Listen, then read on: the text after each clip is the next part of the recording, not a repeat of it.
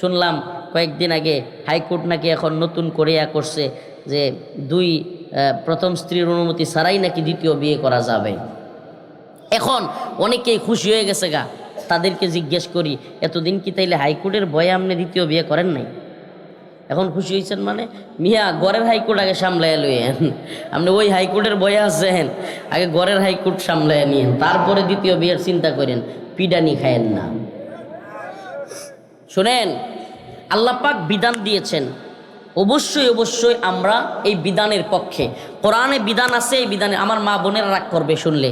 এই হুজুরের ওয়াজ শোনার লেগে এত রাত পর্যন্ত সজাগ থাকলাম নি এই কথা শোনার লেগে। আমার স্বামীরা, মা বোনেরা বলবে যে হ্যাঁ আমাদের স্বামীরা এই ওয়াজ শুনতেছে, আল্লাহ জানে কি বিগাড় যে বাজে। শোনেন প্রিয় মা বোনেরা, আমরা আপনাদেরকে কষ্ট দিতে চাই না। আল্লাহ পাকের বিধান আমাদেরকে বলতে হবে, কোরআনে আছে আমাদেরকে বলতে হবে, কিন্তু অবশ্যই অবশ্যই আপনার প্রথম স্ত্রীর অধিকার, প্রথম স্ত্রীর হক, ইনসাফের সাথে তার হক আদায় করার সামর্থ্য থাকলে দ্বিতীয় বিয়ের নাম নিতে হবে। কথা কি বুঝে আসছে? দ্বিতীয় বিয়ের নাম কখন নিতে হবে? যখন প্রথম স্ত্রীর অধিকার আদায়, প্রথম স্ত্রীর খবর নেয় না, প্রথম স্ত্রীর প্রতি ইনসাফ করে না, তার উপরে জুলুম করে, তার হক আদায় করে না, তাকে সময় দেয় না, তাকে বাজার করে দেয় না, ঠিকমতো তার আসবাবপত্র কিংবা যা কিছু প্রয়োজন তা আদায় করে না, অথচ আরেক বিয়ের নাম লয়। এইটা তো করা যাবে। হ্যাঁ, তবে যদি আমার মা বোনদেরকে বলি, এমন কোনো স্বামী থাকে যে আপনার ভরণ পোষণ ঠিকমতো করতেছে, তার চাহাত আছে, তার টাকা পয়সা আছে, তার শারীরিক চাহিদাও আছে, তাইলে অবশ্যই অবশ্যই আপনার উচিত আপনার স্বামীকে দ্বিতীয় বিয়ের অনুমতি দেয়া। বলবেন হুজুর এটা কি বললেন, কোনো মেয়ে কি পারবে? ও মা, ও বোন, আমি আপনাকে বলি, আপনি আপনার স্বামীকে অবস্থান থাকা সত্ত্বেও যদি অনুমতি না দেন, আপনার স্বামী পরকিয়া করবে, আপনার সংসারে অশান্তি তৈরি হবে। আপনার স্বামীকে যদি পরকিয়া থেকে বাঁচাইতে চান, তাইলে আমি আপনার ভাই হিসাবে বললাম, কষ্ট নিয়েন না। আপনার সংসারে অশান্তি তৈরি করা আমার কাজ নয়। অবশ্যই অবশ্যই আপনার সংসার যেন সুন্দর থাকে, এটাই আমাদের দায়িত্ব। এই সমাজে যেন অশ্লীলতা ছড়ায় না পড়ে, এই সমাজে যেন জিনা বেবিচার ছড়ায় না পড়ে, পরকিয়া যেন বাইরে না যায়, এটা কি আমাদের কাজ নয় যে আমরা দায়ী হিসেবে এই সমাজে নোংরামি অসভ্যতা দূর করা? বলেন, এটা আমাদের দায়িত্ব নয়?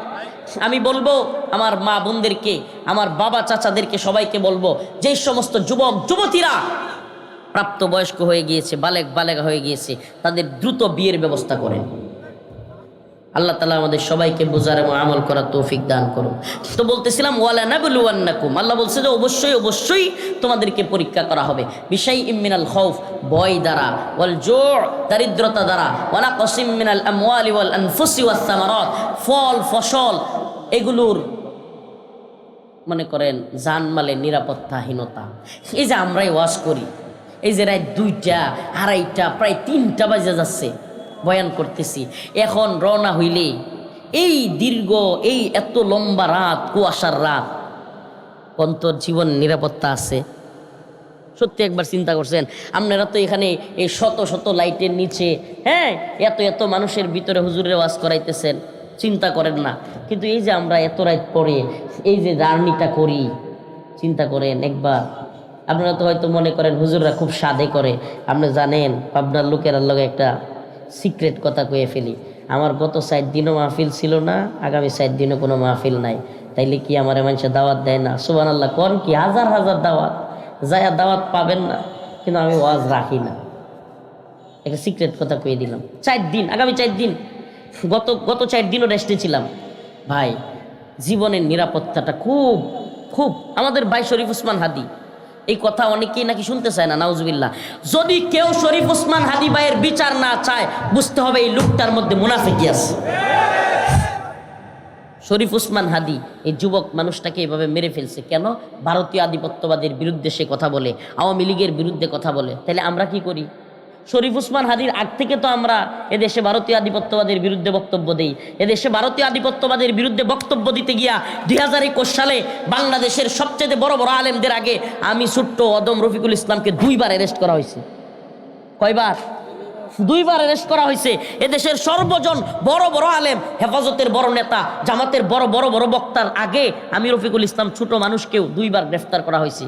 তাইলে ভারতীয় আধিপত্যবাদের বিরুদ্ধে, মোদির বিরুদ্ধে বক্তব্য দিতে গিয়া আমরা শরীফ ওসমান হাদি ভাই পরিচিত হয়েছে কয়দিন হইল মনে করেন, কয়দিন হইল? এই যে 2024 আন্দোলনের সময়। তো আমরা তো তার অনেক আগে থেকে হিন্দুত্ববাদী ভারতীয় আধিপত্যবাদীর বিরুদ্ধে বক্তব্য দেই, আওয়ামী লীগের বিরুদ্ধে বক্তব্য দেই অনেক আগে। বাংলাদেশে শেখ হাসিনা ক্ষমতায় থাকতে, আল্লাহ মাফ করুক, আস্তাগফিরুল্লাহ, এটা অহংকার না, কসুর প্রধানমন্ত্রী মানি না, এ কথা কেউ বলতে পারে নাই। ইসলামের বিরুদ্ধে গেলে, আল্লাহর বিরুদ্ধে গেলে কসুর প্রধানমন্ত্রী মানি না, এটা আমরা বলেছিলাম। বুকে সাহস নিয়ে, হিম্মত নিয়ে কারাগারে গিয়েছি, জেল জুলুমের শিকার হয়েছি, আবার ফিরে এসেছি, চুপ থাকি নাই।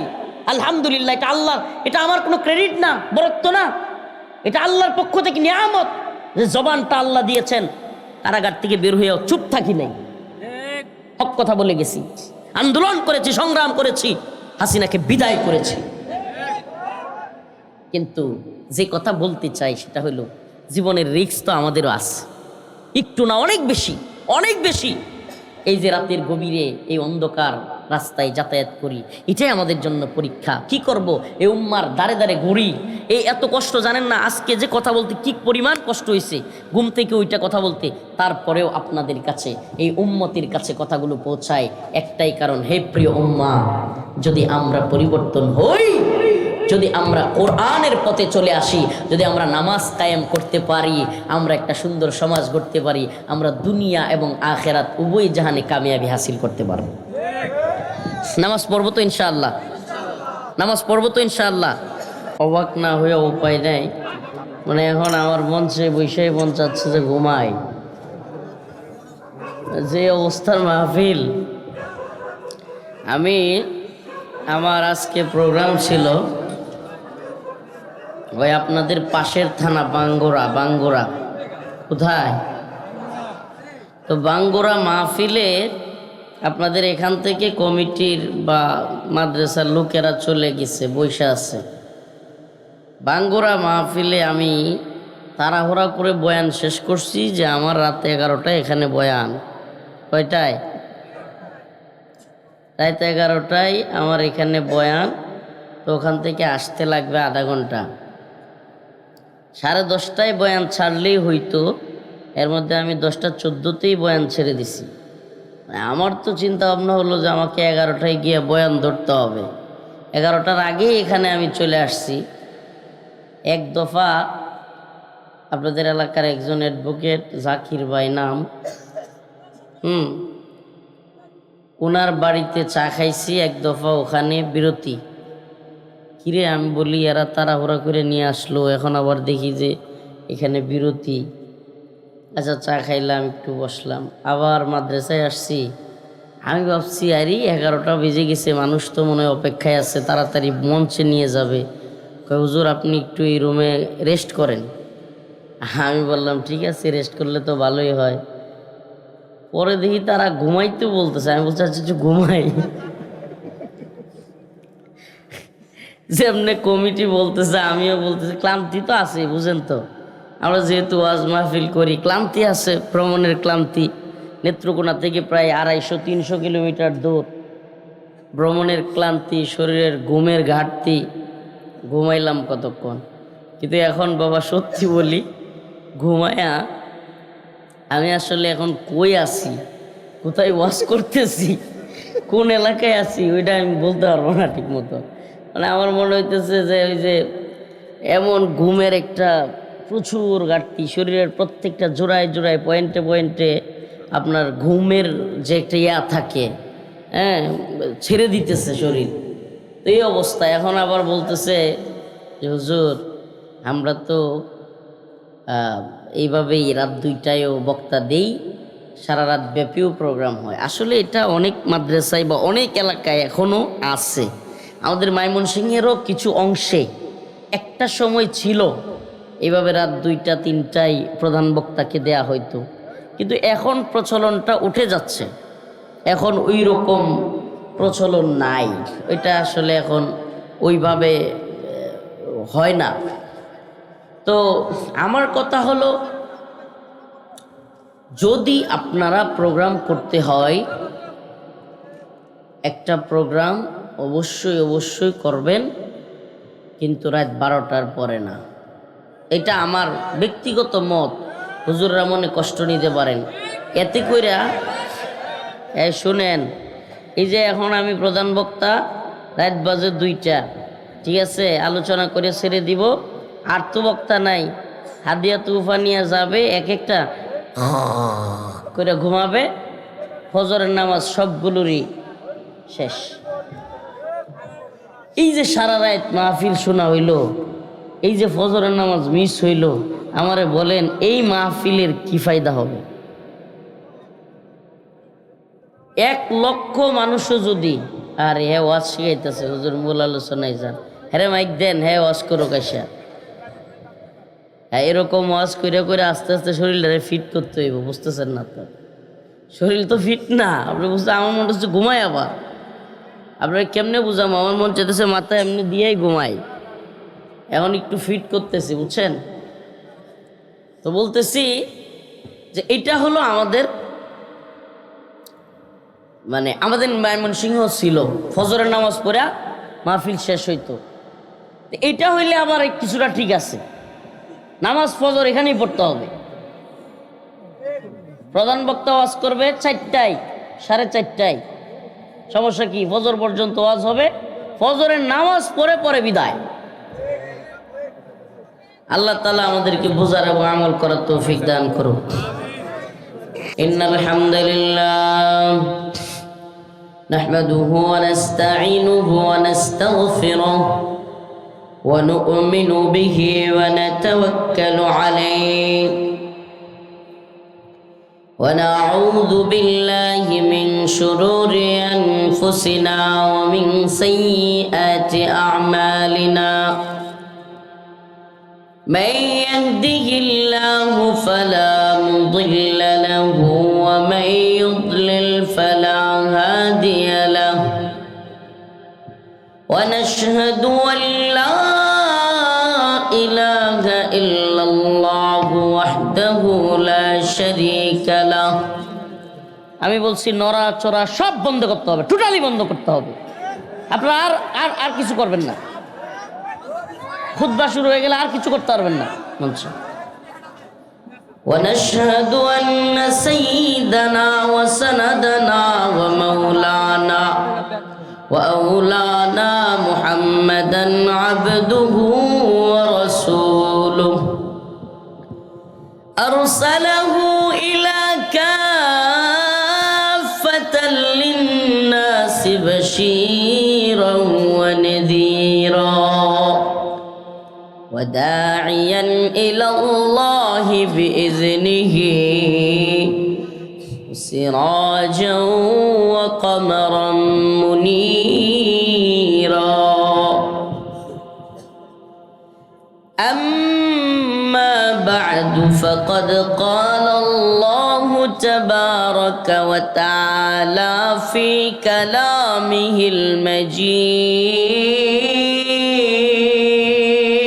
المجيد وفرقانه الحميد.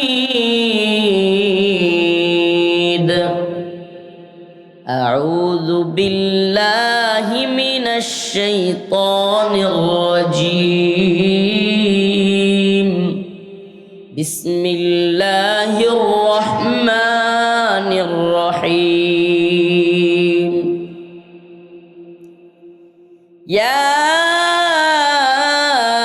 أيها الذين آمنوا استعينوا بالصبر والصلاة إن الله مع الصابرين.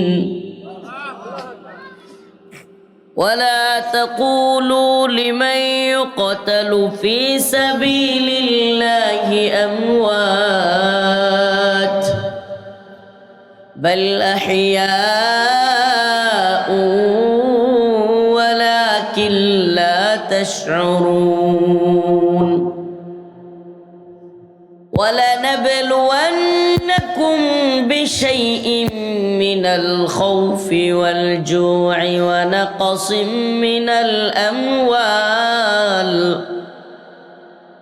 ونقص من الأموال والثمرات وبشر الصابرين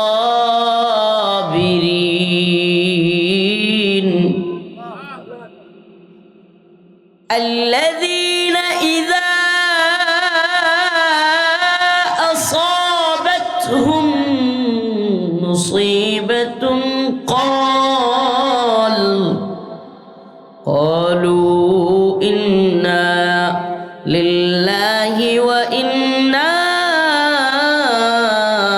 إليه راجعون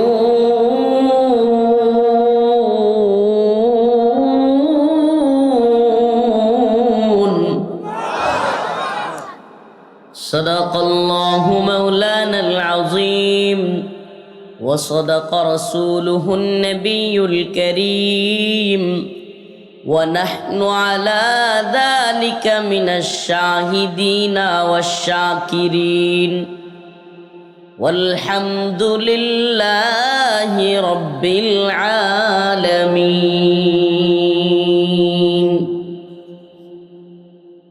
সকলে একটু দরুদ শরীফ পড়ি আল্লাহুম্মা সাল্লি আলা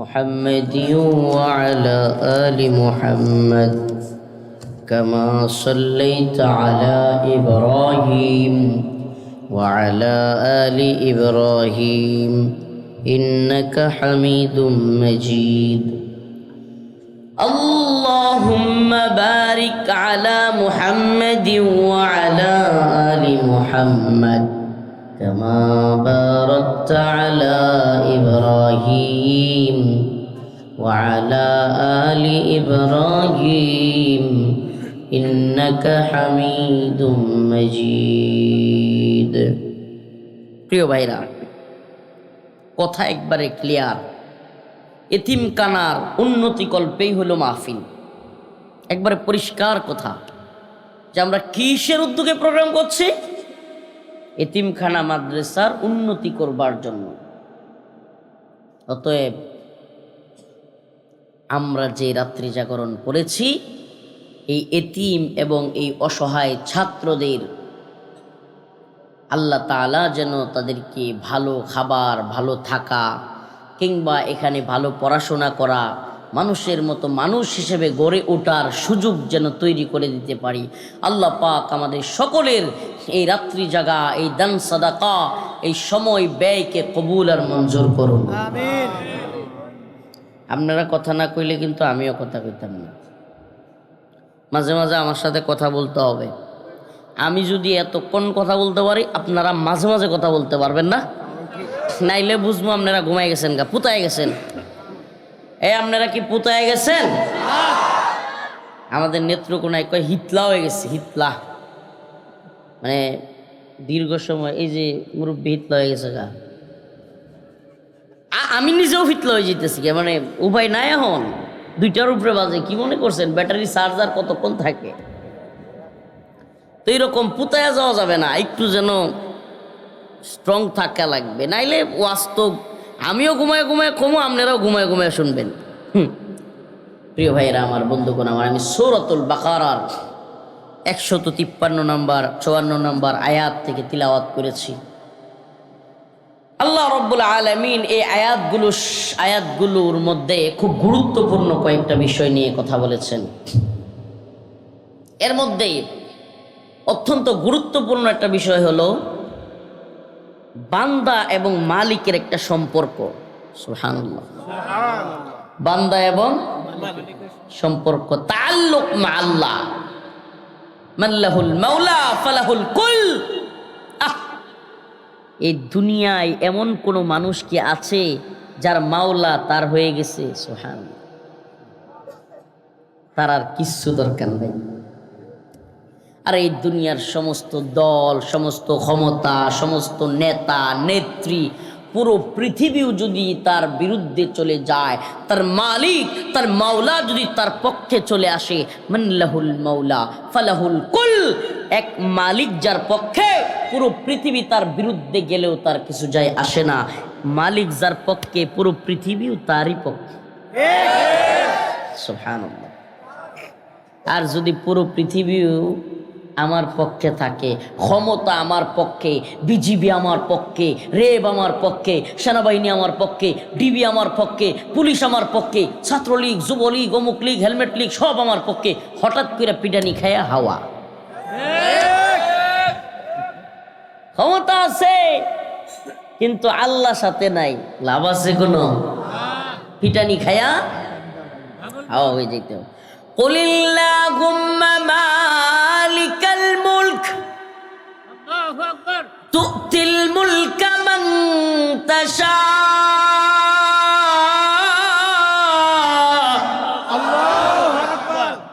ক্ষমতার মালিক কে? আল্লাহ। এ পাবনার চাটমোহরের মুসলমান, ক্ষমতার মালিক কে? এই কথাটা অন্তরের মধ্যে গাইতে রাখেন, দেখবেন জীবনে কোনোদিন কোনো নেতা নেত্রীর সামসামি করতে ইচ্ছা হইব না। কুলিল্লাহুম্মা মালিকাল মুলক, ক্ষমতার মালিক কে? আল্লাহ। আর সমস্ত মুলুকের মালিক কে? তুতিল মুলকা মান তাশা। আল্লাহ বলেন আমার যাকে ইচ্ছা হয়, যখন ইচ্ছা হয় একটু ক্ষমতা দিয়া চেক করি, কি করি? সুবহানাল্লাহ।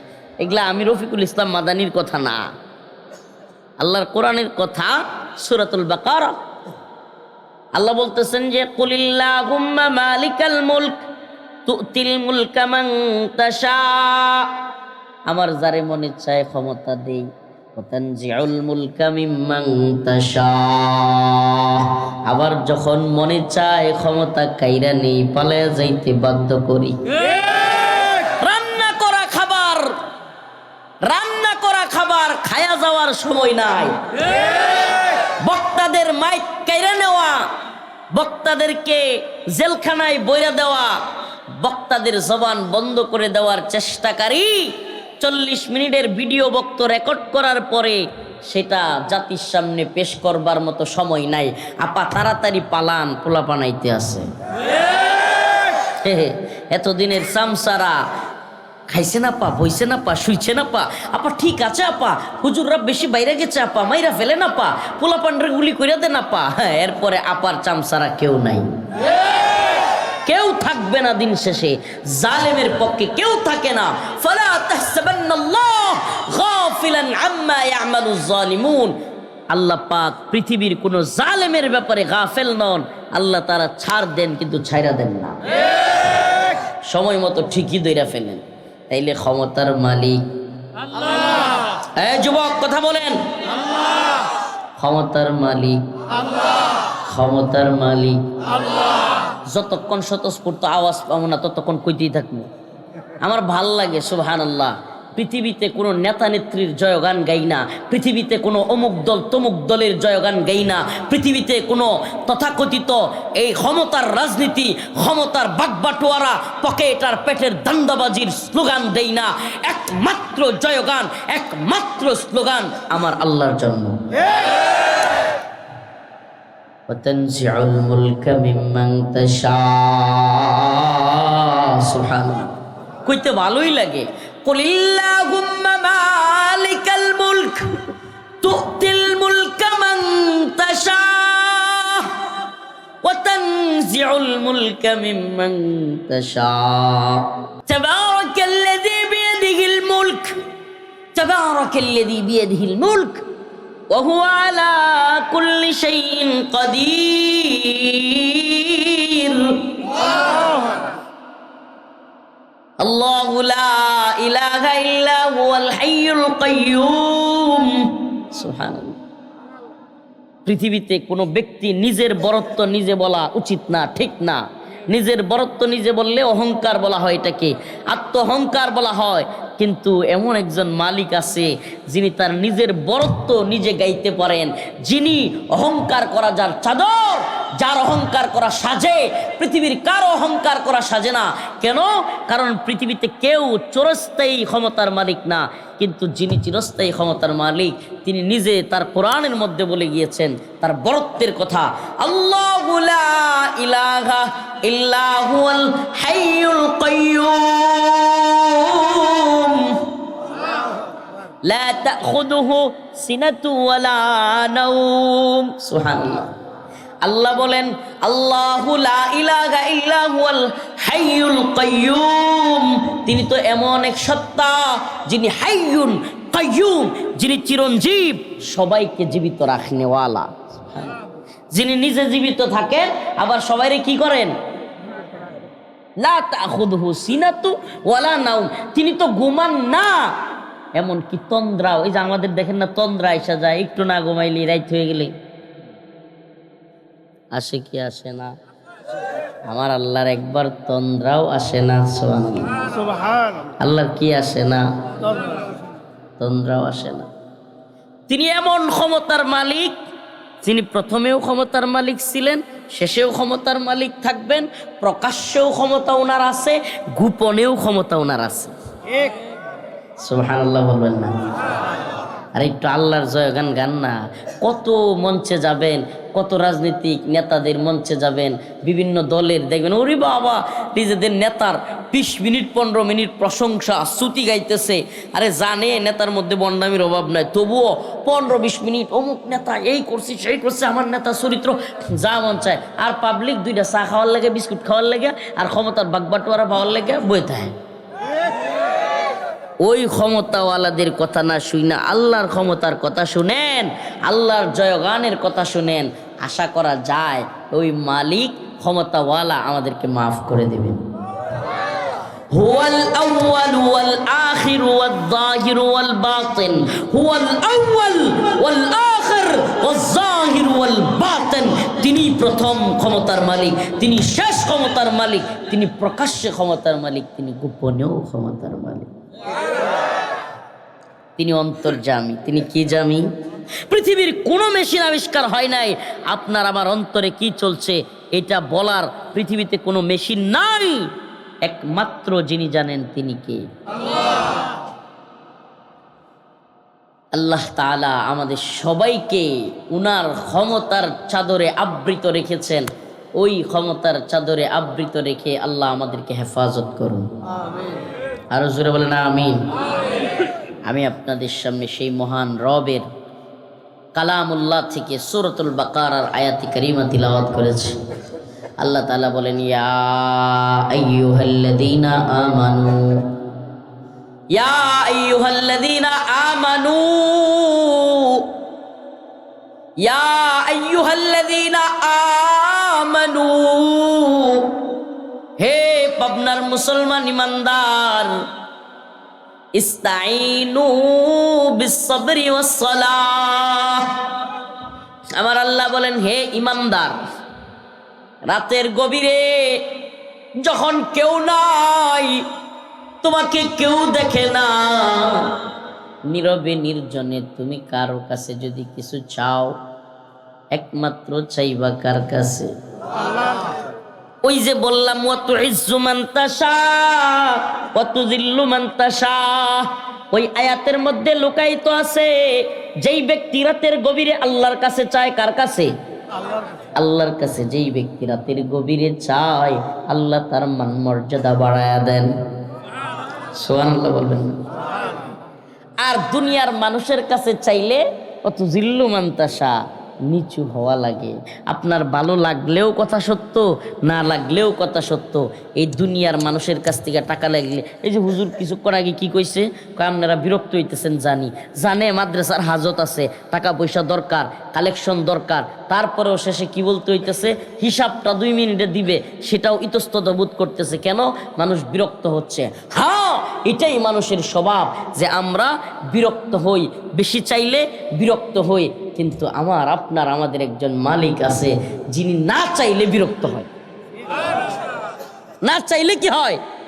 जो न मांगे उससे तू बेजार है।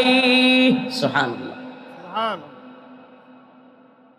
ऐ खुदाए पाक रहमान रहीम, क़ादी हाजात वहाब करीम, ऐ इलाहल आलमी, ऐ बेनियाज, दीन दुनिया में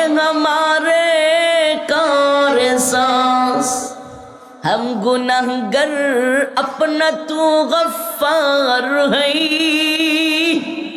हम गुनाहगर अपना तू गफ्फार है जो न मांगे उससे तू बेज़र है सुभान अल्लाह আমরা যদি না চাই ওই গফফার ওই ক্ষমা করনে वाला ওই দান করনে वाला ওই সদকা করনে वाला ওই সন্তান দেনে वाला ওই চাকরি দেনে वाला সব কিছু দেনে वाला নারাজ হন কি হন এই কথা বলেন না কি হন পৃথিবীতে কেউ এই পৃথিবীতে কেউ আছে এই পৃথিবীতে কেউ আছে যে তার কাছে না চাইলে নারাজ হয় আছে এমন একটা লোক খুব দরকার ছিল টেহা চাইলেই খুশি হয় চাইতাম আর পাইতাম আছে পৃথিবীর কেউ একদিন খুশি হইতে পারে দ্বিতীয় দিন আর খুশি হয় কিন্তু আমার মালিক বলেন ইয়া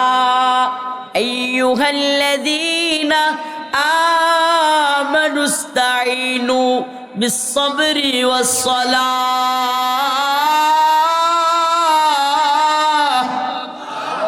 হে ইমানদার ও পাবনার মুসলমান আমার আল্লাহ বলেন একমাত্র তোমরা আমার কাছে চাও আমি তোমাদেরকে দিব কিন্তু চাওয়ার প্রক্রিয়া হবে ইস্তাঈনু তোমরা যে চাইবা আল্লাহর কাছে বিস-সাবরি ওয়াস-সালাহ দুইটা জিনিসের মাধ্যমে আল্লাহর কাছে চাইতে হবে কয়টা আর দিয়া দেখেন কয়টা আরো জোরে হইছে না রে জোরসে বলো আরো জোরে হইছে না রে নুরানির মতো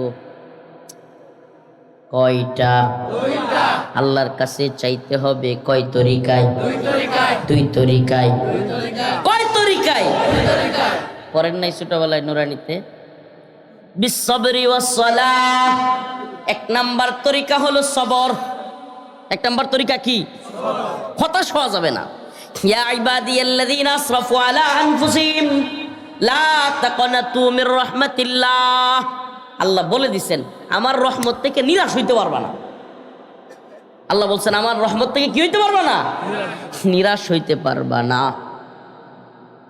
চাইতে হবে কয় তরিকায় বলবো কয় তরিকায় চাইতে হবে চাইছিলাম একদিন সুবহানাল্লাহ একদিন চাইছিলাম ভুক্তভোগী আমি এটা বলি মাঝে মাঝে অন্তরের প্রশান্তি আসে এটা একটা পরীক্ষিত আমল এই জন্য আপনাদের সামনে শেয়ার করি মাঝে মাঝে আমি মাঝে মাঝেই প্রোগ্রামে গিয়ে এই কথাগুলো বলি ভাই প্রায় 31টা মাস ভিতরে ছিলাম কারাগারে ছিলাম জামিন হয় না হয় না হয় না ওরে বাবা ম্যাজিস্ট্রেট কোর্টে জামিন হয়েছে জজ কোর্ট বাতিল করে দিছে জজ কোর্টে জামিন হয়েছে হাইকোর্টে বাতিল করে দিছে হাইকোর্টে জামিনের স্টে বলে স্টে এটা করে দিছে আবার সুপ্রিম কোর্টে গেলাম ওখানেও বাতিল করে দিছে কারাগারে সুপ্রিম কোর্ট কারো যদি জামিন বাতিল করে অনেক লোক পাগল হয়ে যায় পাগল কি হয়ে যায় তারে পাবনায় নিয়ে আসতে হয় এই আপনারা পাবনাবাসী কষ্ট পায়েন না পাবনাওয়ালারা পাগল না পাবনাওয়ালারা পাগলের চিকিৎসক পাবনাওয়ালারা কি না পাবনাওয়ালারা তুচ্ছতাচ্ছিল্য করে পাবনাওয়ালারা তো পাগল না সারা দেশের সব পাগলের চিকিৎসক হলো পাবনাওয়ালা সব পাগল আইসা থাকে এখানে তারা উদারতা দেখায়া পাগলদেরকে এখানে রাখে তাদেরকে মেন্টালি চিকিৎসা দেয় তারপরে আবার পাগলাদেরকে ভালো কইরা সারা দেশে ছেড়ে দেয় মাঝে মাঝে পলায়া কিছু যায় ওগুলা কোনোটা তাহেরি হয় কোনোটা হিরো আলম হয় আল্লাহ হেদায়েত দান করুক এদেরকে এদের জ্বালাই তো আমরা দেশে থাকবার পাও নাই মোবাইল খুললেই হ্যাঁ রে এটা যে কি নোংরা বগুড়ার যে লোকটা কি নোংরা অশ্লীলতা ছড়ায় মাঝে মাঝে ফোন করলে ভিডিও এগুলা দেখতে এত খারাপ লাগে এত অ্যাভয়েড করি আশ্চর্য বিষয় এরপরে এগুলাই কেমনে আইসা বলে আস্তাগফিরুল্লাহ আল্লাহ এদেরকে হেদায়েত দান করুন প্রিয় ভাইরা আমার বন্ধুগণ আমরা তো বলতেছিলাম আল্লাহ রাব্বুল আলামিনের কাছে চাইতে হবে কিভাবে তো 31 মাস এই একটু ছোট্ট করে বলি, বলবো? কারাগারে এত কষ্টের মধ্যে হঠাৎ করে আয়সা বলতেছে, মানে এটা আপনাদেরকে বুঝাই আমি পারবো না ভাই, এই আনন্দটা, এই খুশিটা প্রত্যেক দিন ঘুম থেকে ওইটাই দেখতাম। আহা, ফজরের নামাজ পড়ে দেখতাম আমি একটা শিকলের মধ্যে বন্দি, এই 14টা শিক, হ্যাঁ প্রতিদিন লোহার শিক, প্রতিদিন সকালে ঘুম থেকে উঠে লোহার শিক ধরো, সেগুলো দৌড়ে দৌড়ে দাঁড়ায় থাকো। আহা, কবে বের হমু? ওই প্রতিদিন সকালবেলায় প্রত্যেক দিন কাশিমপুর কারাগারে 100, 200, 150 করে মানুষ বের হইতো। এই আব্দুল্লাহ, আব্দুল মুত্তালিব, এই আবুল কাশেম, এই আবুল হাশেম, এই রফিকুল ইসলাম, এই আমার নাম ডাকছে নাকি? মাইক দিয়া প্রতিদিন জামিনের ডাকতো 100, 150। যেমনি রফিকুল ইসলাম বলতো কান খারায় যেত, একবারে শোয়ার থেকে উঠে বসে পড়তাম। তারপরে রফিকুল ইসলাম, আমার আব্বার নাম শাহাবুদ্দিন, ওই রফিকুল ইসলাম পিতা কলিমুদ্দিন। আমি কই আহারে শেষ শেষ, আজকে আর জামিন হয়েছে না। প্রত্যেক দিন এইভাবে। এমনও হয়েছে, এমনও গেছে আমার আব্বার নাম আমার নাম দুইটাই মিলছে, বাড়ি কয় বগুড়া, আরে কি কয়, মানে আরেক জেলায় বলে ফেলছে, বাড়ি মিলে নাই। এরকম দেখতে দেখতে 1 দিন 2 দিন 3 দিন, মা ছাড়া, এই পরিবার ছাড়া দেখতে দেখতে আপনি কল্পনা করতে পারেন সকাল বেলায় প্রতিদিন ঘুম থেকে ওইটাই, এই যে রডগুলো দেখতেছেন, এই যে বারান্দায়, মনে করেন ভিতরের যে লোকগুলো আছে, এরা একেবারে এইভাবে 31টা মাস, প্রায় 1000 দিন। কয় দিন? 300 দিনে যদি 365 দিনে বছর হয়, 3 বছরে প্রায় 1000 দিন হয় না? প্রায় 1000 দিন।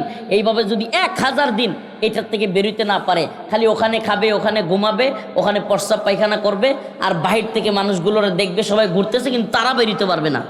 বলেন তো এই লোকগুলোর মানসিক অবস্থা কেমন হবে? এই লোকগুলোর অবস্থা আমাদের ছিল।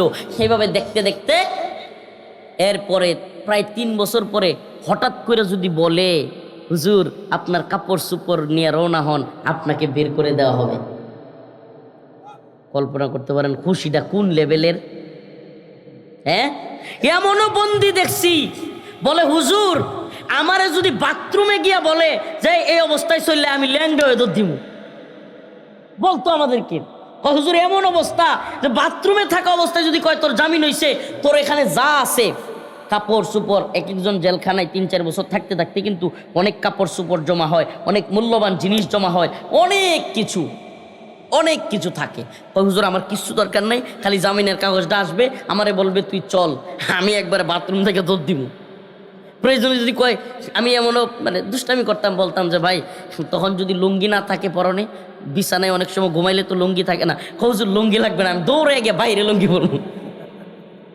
আপনি এটা বুঝবেন না ভাই, এই কথাটার গভীরতা, এই কষ্টের, সীমাহীন কষ্টের এই অন্তরের কলিজায় আঘাত আপনাকে বয়ান করে ওয়াজ করে বোঝানো সম্ভব না।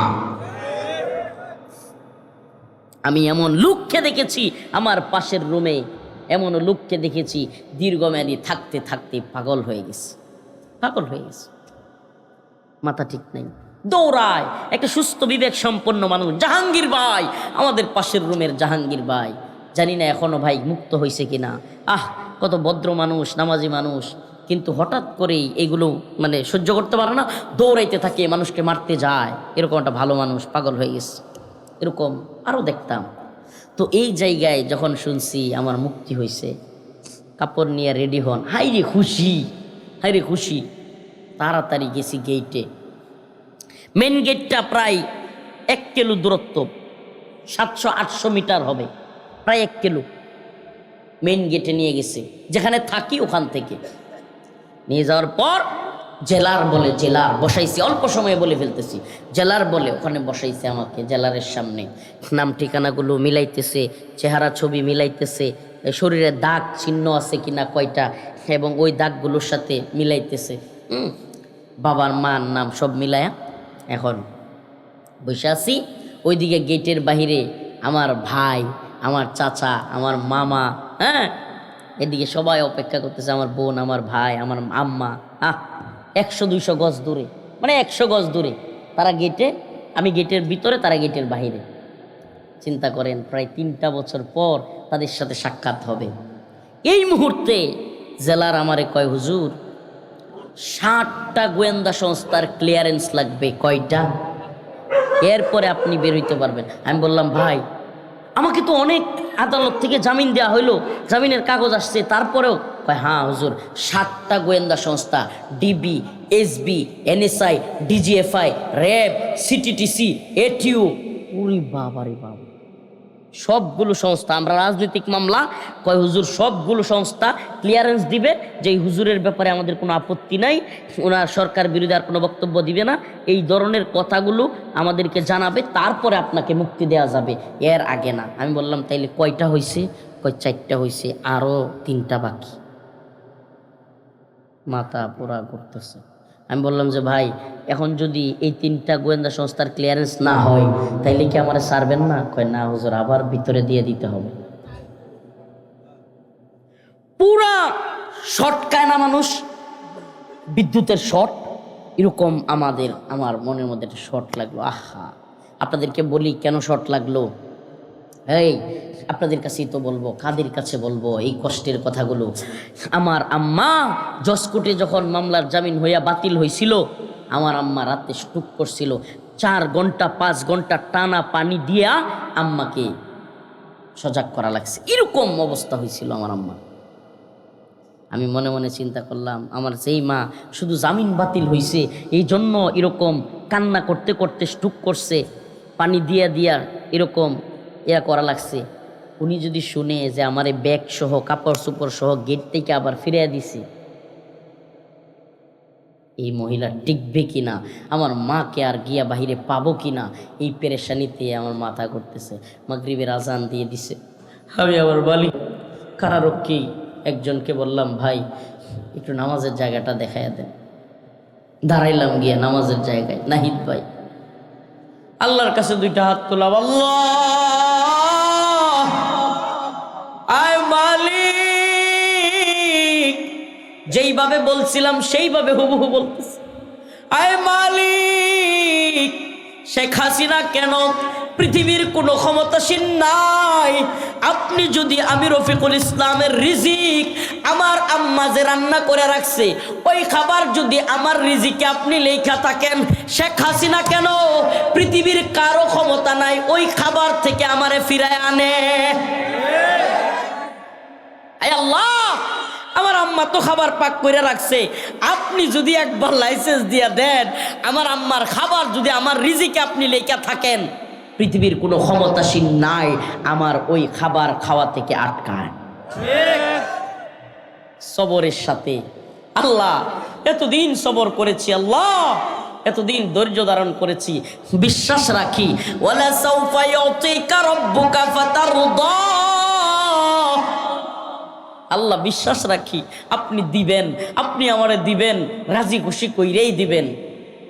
আল্লাহ হায় মালিক, নামাজ পড়তেছি কান্না করতেছি, কেমনি কান্না করতেছি এটা বুঝাইতে পারবো না, এটা বুঝাইতে পারবো না। হেঁচকি দিয়া কান্না বুঝেন, হেঁচকি এমন করে কান্না বুঝেন, মানুষ যখন তীব্র কষ্ট পায়, কেউ মারা যায়, একবারে হেঁচকি দিয়া বাচ্চার মতো কান্না করতে থাকে, ওইভাবে কান্না করে বুকের এই চোখের পানি বুক বেসে যাচ্ছে, মালিকের কাছে বলছে, মালিক আপনি আমার মায়ের সাথে আমার সাক্ষাৎ করার সুযোগ করে দেন মালিক। সুবহানাল্লাহি ওয়া বিহামদিহি, সুবহানাল্লাহি ওয়া সুবহানাকা ইয়া রাব, উহিব্বুকা ইয়া রাব। সালাম ফিরাইয়া 2 দিকে মালিকের কাছে চাই, বলছে মালিক আমি সালাম ফিরাইয়া যেন দেখি আমার সব ক্লিয়ারেন্স হয়ে গেছে। সুবহানাল্লাহ, ওয়াল্লাহি 2 দিকে সালাম ফিরাইছি, কারারক্ষী নাহিদ ভাই ডাক দিয়ে, হুজুর আপনার সব ক্লিয়ারেন্স হয়ে গেছে, দ্রুত চলে আসেন, সুবহানাল্লাহ দ্রুত চলে আসেন। শিউরে ওঠে গা, সাথে সাথে ব্যাগটা নিয়ে একটা দৌড় মারছি। আল্লাহু আকবার। এটা কেন বললাম আপনাদের সামনে, এই ঘটনা বলা উদ্দেশ্য না, উদ্দেশ্য হইল মালিকের কাছে কেউ মন থেকে চাইলে আল্লাহ তারে সাথে সাথে দেন। ইয়া আইয়ুহাল্লাযীনা আমানু, হে ঈমানদার, ইস্তাঈনু বিস-সাবরি ওয়াস-সালাহ, কার কাছে চাইবা? সবরি ওয়াসসালাহ, সবরের মাধ্যমে, নামাজের মাধ্যমে। কিসের মাধ্যমে? আল্লাহ রাসূল সাল্লাল্লাহু আলাইহি ওয়াসাল্লাম হাদিসের মধ্যে আসছে, কখনো যদি আল্লাহ রসুল বিপদে পড়তেন, মুসিবতে পড়তেন, কোনো সমস্যায় পড়তেন, দৌড়ে গিয়ে 2 রাকাত নামাজ পড়তেন। সুবহানাল্লাহ। 2 রাকাত নামাজে দাঁড়ায় যেতেন, মসজিদে চলে যেতেন, 2 রাকাত নামাজে দাঁড়াইয়া আল্লাহর কাছে কান্নাকাটি করে চাইতেন, আল্লাহ আপনি আমার এই মুসিবত থেকে উদ্ধার করেন, অমুক জিনিসটা দেন। আল্লাহ তাআলা দিয়ে দিতেন। এই আমল আমরা করবো তো ইনশাআল্লাহ? এই কারো সন্তান হয় না, চাইবো কার কাছে? পীর বাবার কাছে চাইলে পাওয়া যাবে? সন্তান পীর বাবা দিতে পারে? কারো ছেলেটা চাকরি হয় না, চাকরি দেওয়ার মালিক কি? বলেন। দোয়া যদি ঠিক মতো করি, রিজিকের ব্যবস্থা করবেন কে? প্রিয় ভাইরা আমার, সন্তান হয় না, আল্লাহর কাছে চাইবেন। চাকরি হয় না, আল্লাহর কাছে চাইবেন। মেয়েটার বিয়ে হয় না, আল্লাহর কাছে বলবেন। ছেলেটাকে ভালো বিয়ে করাইতে পারতেছেন না, আল্লাহর কাছে বলবেন। বাচ্চাটা অসুস্থ, আল্লাহর কাছে বলবেন। পরিবারের কেউ অসুস্থ, আল্লাহর কাছে বলবেন। ঋণগ্রস্ত হয়ে গেছেন, আল্লাহর কাছে বলবেন। অভাবে পড়ে গেছেন, আল্লাহর কাছে বলবেন। ছেলেটাকে বিদেশ পাঠাইছেন, টেনশন করতেছেন, সহি সালামতে রাখা দরকার, আল্লাহর কাছে বলবেন। সুবহানাল্লাহ। যে বেশি বেশি আল্লাহর কাছে বলে, আল্লাহ দুনিয়া এবং আখিরাতে তার কল্যাণের ব্যবস্থা করে। তাইলে আল্লাহর কাছে আমরা চাইবো তো খুশু খুজুর সাথে নামাজ পড়ে, আজকে থেকে নিয়ত করি, হিম্মত করি, আর ফজরের নামাজ কাজা করব না। কথা কয় না? লিল্লাহি তাকবীর। হাত তুলেন, হাত তুলেন, কষ্ট হইলেও তুলেন, বলেন আল্লাহ আজকে থেকে আর ফজরের নামাজ ছাড়বো না। হাত নামান। আল্লাহ আর নাফরমানি করব না। আল্লাহ তুমি এই হাতগুলোকে কবুল করো, মঞ্জুর করো। প্রিয় ভাইরা আমার, বন্ধুগণ আমার, আল্লাহ তাআলা আমাদেরকে পরীক্ষার জন্যই পাঠাইছেন। এই দুনিয়াতে আল্লাহ কি জন্য পাঠাইছেন? পরীক্ষার জন্যই পাঠাইছেন। দেখেন, আল্লাহ যদি বলে না দিতেন যে তোমাদেরকে পরীক্ষা করা হবে মুমিন মুসলমানরা, তাইলে আমরা হতাশ হইতে পারতাম। ভাইরি, আমরা নামাজ পড়ি, আমরা মুমিন, আমরা মুসলমান, তাইলেও আমরা এত কষ্ট কেন পাই? তাইলেও আমাদের অর্থনৈতিক সমস্যা কেন? তাইলেও আমাদের চাকরির সমস্যা কেন? তাইলে আমাদের এত অসুস্থতা কেন? বলতে পারতাম। কিন্তু আল্লাহ তো বলছে যে মুমিন অবশ্যই পরীক্ষার শিকার হবে। ওয়ালা নাবলুওয়ান্নাকুম বিশাইইম মিনাল খাউফ ওয়াল জু' ওয়া নাকসিম মিনাল আমওয়াল ওয়াল আনফুসি ওয়াস সামারাত। আল্লাহ নিজে বলেছেন যে হে মুমিন বান্দা, হে আমার বান্দা, আমি তোমাকে অবশ্যই অবশ্যই পরীক্ষা করব। ওয়ালা নাবলুওয়ান্নাকুম, লামে তাকিদ নুনে তাকিদ, অবশ্যই অবশ্যই তোমাকে পরীক্ষা করা। এটা কে বলেন? আচ্ছা, যদি আপনার পরীক্ষা সামনে, কবে কি পরীক্ষা আপনার স্কুলের শিক্ষকরা কিছুই জানায় নাই, হঠাৎ করে পরীক্ষা নিছে, আপনারা বলছে এই আজকে পরীক্ষা, প্রশ্ন দিয়ে দিছে, আপনার কাছে এটা কি কষ্ট হয়ে যাবে না? বলেন, কষ্ট হবে কি হবে না? হঠাৎ করে বললো তোমার পরীক্ষা, পরীক্ষা দিতে হবে, কোন বিষয়ে পরীক্ষা আপনি কিছুই জানেন না। কিন্তু আল্লাহ বলছেন অবশ্যই অবশ্যই তোমাকে পরীক্ষা করা হবে। পরীক্ষার যেমন প্রশ্ন আগে থেকেই আপনাকে বলে দেওয়া হয় যে অমুক অমুক জায়গা থেকে প্রশ্ন আসতে পারে, তুমি যেই কিতাব পড়েছো, যেই বই পড়েছো, ওই বই থেকে আসবে। ঠিক তেমনি ভাবে আল্লাহ পাক জানায়া দিচ্ছেন, ওয়ালা নাবলুওয়ান্নাকুম বিশাইইম মিনাল খাউফি ওয়াল জু' ওয়া নাকসিম মিনাল আমওয়ালি ওয়াল আনফুসি ওয়াস সামারাত। অবশ্যই অবশ্যই তোমাদেরকে পরীক্ষা করা হবে। খৌফ, ভয় দ্বারা, কি দ্বারা? ওয়াল জু' খোদা দ্বারা, ওয়া নাকসিম মিনাল আমওয়ালি ওয়াল আনফুসি ওয়াস সামারাত, ফল ফসল এগুলা নষ্ট করার দ্বারা তোমাদেরকে পরীক্ষা করা হবে। তোমাদের জান মালের নিরাপত্তাহীনতা দ্বারা তোমাদেরকে পরীক্ষা করা হবে। হামলা, মামলা, রিমান্ড, এমনকি ফাঁসির দড়ি দিয়াও তোমাদেরকে পরীক্ষা করা হইতে পারে। কিন্তু সমস্ত পরীক্ষার মধ্যেও আমাদেরকে উত্তীর্ণ হইতে হবে, সমস্ত পরীক্ষার মধ্যেও আমাদেরকে সবর করতে হবে। পরীক্ষা আসলেই ফেল করা যাবে?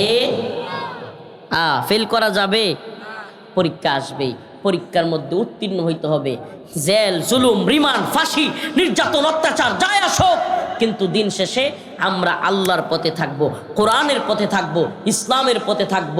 কোনো বাতিলের সামনে, কোনো তাগুতের সামনে, কোনো জালেমের সামনে, পৃথিবীর যত বড় জালেম হোক, পৃথিবীর যত বড় শক্তিশালী তাগুত হোক, আল্লাহর সামনে মাথা নত করব, কারো গোলামি আমরা করব। দিল্লির গোলামি করব? করব? গোলামি করব কার? হয় না, গোলামি করব কার? আল্লাহর গোলাম। আমরা কার গোলাম? আমরা আল্লাহর গোলাম। আল্লাহর জমিনে বাস করি, আল্লাহর গোলামি করি। ইনিল হুকমু ইল্লা লিল্লাহ আমারা আল্লা তা'বুদু ইল্লা ইয়া। জমিনও আল্লাহর, হুকুমও আল্লাহর, বিধানও আল্লাহর, ইবাদতও আল্লাহর। জমিন কার? হুকুম কার? বলেন না, জমিন কার? বিধান কার? জমিন আল্লাহর, সৃষ্টি করছে আল্লাহ, খাওয়ায় আল্লাহ, পালে আল্লাহ। হুকুম মানবো শেখ হাসিনা? হুকুম মানবো ডক্টর মোহাম্মদ ইউনূসের? কয় হুজুর তাদের হুকুম কি মানতে হবে না? আরে মিয়া কেমনে মানবেন যদি ইসলামের বিরুদ্ধে যায়, কোরআনের বিরুদ্ধে যায়, আল্লাহর বিরুদ্ধে যায়? আল্লাহ বলছে হাল্লাল্লাহুল বাই' ওয়া হাররামার রিবা, ক্রয় বিক্রয় হালাল, সুদ হারাম। এখন আপনার রাষ্ট্রপ্রধানরা সুদকে হালাল করে দিচ্ছে, বৈধ করে দিচ্ছে। সোনালী ব্যাংক, রূপালী ব্যাংক, অগ্রণী ব্যাংক, অমুক ব্যাংক, তমুক ব্যাংক, সবগুলোর বৈধতা দিয়ে দিচ্ছে। আপনি কেমনে মানবেন? আমারে বলেন, কেমনে মানবেন? আল্লাহর হুকুম মানবেন না তাদের হুকুম মানবেন? আল্লাহ বলছে যে কোনো নারী পুরুষ বালেগা হওয়ার পরে ছেলে মেয়ে বিবাহ দিয়ে দাও। কি করো? এখন আপনার দেশে আইন হয়ে গেছে গা, 18-র নিচে মেয়ে বিয়ে করতে পারবে না, 21-এর নিচে ছেলে বিয়ে করতে পারবে না। আবার 21-এর নিচে ছেলে, 18-র নিচে মেয়ে পার্কের চিপাই চাপাই নাউজুবিল্লাহ করতে পারবে। পার্কের চিপাই চাপাই কি করতে পারবে? নাউজুবিল্লাহ করতে পারবে। আর বাকিটা বললাম না, এটা বৈধ। পার্কের চিপাই চাপাই যাওয়া বৈধ, হোটেলে যাওয়া বৈধ, স্কুল পালাইয়া একে অপরের সাথে নাউজুবিল্লাহ খারাপ কাজ করা বৈধ। ওই সময় মামলা নাই, কিন্তু বিয়ে শাদী এটা একটা উত্তম কাজ। এটা আল্লাহর পক্ষ থেকে বলা, ফানকিহু মা তাবা লাকুম মিনান নিসা মাসনা ওয়া সুলাসা ওয়া রুবা', যে তোমরা বিয়ে করো 2টা 3টা 4টা পর্যন্ত। অবস্থান থাকলে, আর অবস্থান কম থাকলে, শারীরিক অর্থনৈতিক অবস্থান দুর্বল থাকলে একটা নিয়ে সন্তুষ্ট থাকো। যদিও দিন প্রতিষ্ঠার সংগ্রামে আমরা নিয়োজিত থাকব। দিন প্রতিষ্ঠা করতে হবে, এটা মুমিন প্রত্যেক ইমানদারের দায়িত্ব। যদি দিন প্রতিষ্ঠার চিন্তা না থাকে, তাইলে একবার পাকিস্তানের গোলামি, আর একবার ভারতের গোলামি, এখন আবার নতুন করে শুরু হয়েছে কার গোলামি। এখন কার গোলামি? হে, আগে বলতো পিন্ডি না ঢাকা, ঢাকা ঢাকা, রাওয়ালপিন্ডি পাকিস্তানের, মুরব্বীরা জানে। আগে স্লোগান কি ছিল? পিন্ডি না। এই স্লোগানটার প্রথম স্লোগান কি ছিল? এই যে স্লোগান, এখন দিল্লি না ঢাকা, এই প্রজন্ম তো পিন্ডি না ঢাকা এই স্লোগানের সাথে পরিচিতই না। মুরব্বীরা বলতে পারবে, এক সময় যখন পাকিস্তানের গোলামি চলতো, তখন বাংলাদেশের স্লোগান হইতো পিন্ডি না। পিন্ডি না মানে পিন্ডি হলো দিল্লি, যেমন পাকিস্তান ভারতের একটা গুরুত্বপূর্ণ জায়গা, রাজধানী, এরকম পাকিস্তানের গুরুত্বপূর্ণ জায়গার নাম হলো রাওয়ালপিন্ডি। কি এই ওই স্লোগানটা প্রথম শুরু হয়েছিল, পিন্ডি না ঢাকা, ঢাকা ঢাকা। তারপরে দিল্লি না ঢাকা, ঢাকা ঢাকা। এখন দিল্লির গোলামি ছাইরা আমেরিকার গোলাম হয়ে যাচ্ছে বাংলাদেশের সরকার। হাসিনা সরকার ছিল ভারতের গোলাম, আর এই ডক্টর মোহাম্মদ ইউনূসের সরকার হলো আমেরিকার গোলাম। আমি তো সরাসরি বলি, কার গোলাম? গোলামি করে। তো এখন তো দেখা গেছে দিল্লি না ঢাকা, ঢাকা গোলামি গোলামি করে। বাবা আল্লাহ এদেরকে হেদায়েত দান করুন।